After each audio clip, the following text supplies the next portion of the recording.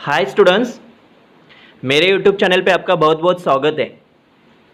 आज का वीडियो है 10वीं कक्षा विषय हिंदी पहली इकाई का पूरक पठन का भाग है मन। तो ये मन हाइकू विश्व की सबसे छोटी कविता मानी जाती है। तो इस हाइकू के द्वारा ये मन कविता दर्शाने की कोशिश विकास परिहार जी ने की है। तो उन्होंने इस कविता में विभिन्न घटनाओं का अलग अलग शब्दों में यानी कि छोटे छोटे शब्दों में अर्थ यहाँ पे प्रस्तुत करने की कोशिश की है।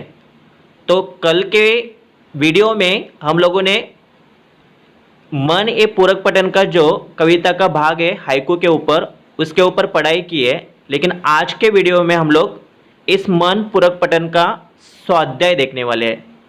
तो चलो शुरू करते हैं मन पूरक पठन के ऊपर इस कविता का स्वाध्याय।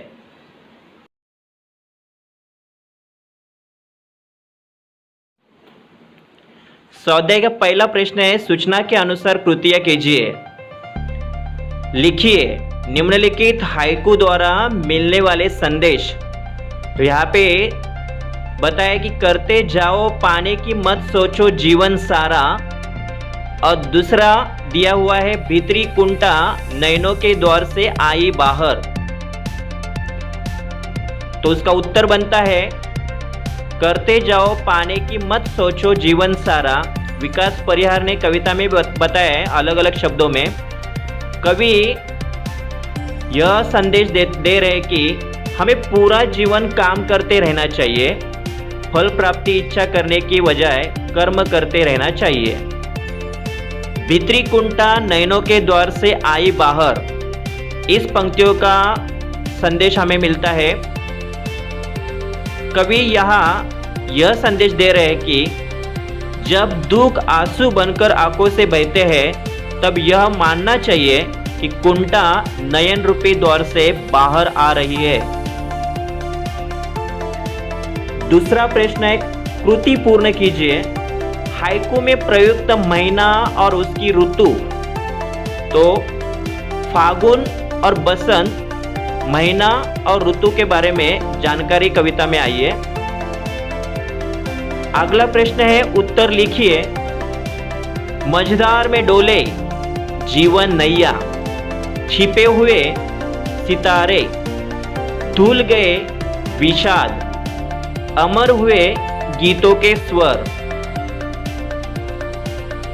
अगला प्रश्न है, निम्नलिखित काव्य पंक्तियों का केंद्रीय भाव स्पष्ट कीजिए। यहाँ पे दो पंक्तियों को दर्शाया है।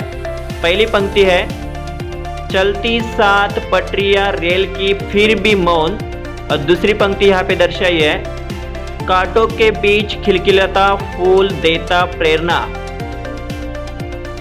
तो चलती सात पटरियां रेल की फिर भी मौन, इस पंक्ति का हम लोग अर्थ देखते हैं। उत्तर में दर्शाया है, कवि कहते हैं रेलगाड़ी की पटरियां हमेशा साथ चल रही है परंतु सदा मौन रहती है, एक दूसरे से कभी बात नहीं करती।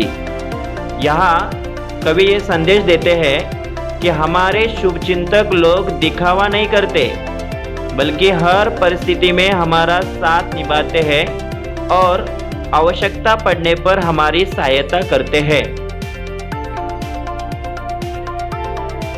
दूसरी पंक्ति है, कांटों के बीच खिलखिलाता फूल देता प्रेरणा। इस पंक्ति का अर्थ होता है, गुलाब का फूल सदैव कांटों के बीच ही होता है लेकिन वह अपनी कोमलता व सुगंध नहीं छोड़ता, फिर भी उसकी सुंदरता में कोई कमी नहीं होती है। गुलाब हमेशा खिलखिलाता रहता है। हमें जीवन में समस्याओं में गुलाब की तरह खिलखिलाते रहना है।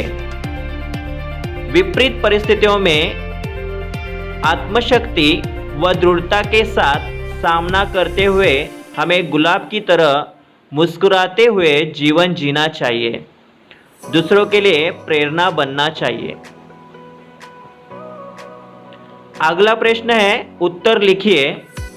छिपे हुए सितारे, धुल गए विषाद, अमर हुए गीतों के स्वर। अगला प्रश्न है, परिणाम लिखिए। सितारों का छिपना, तुम्हारे गीतों का स्वर देना। सितारों का छिपना, सुना आकाश, और तुम्हारा गीतों को स्वर देना, गीतों का अमर होना।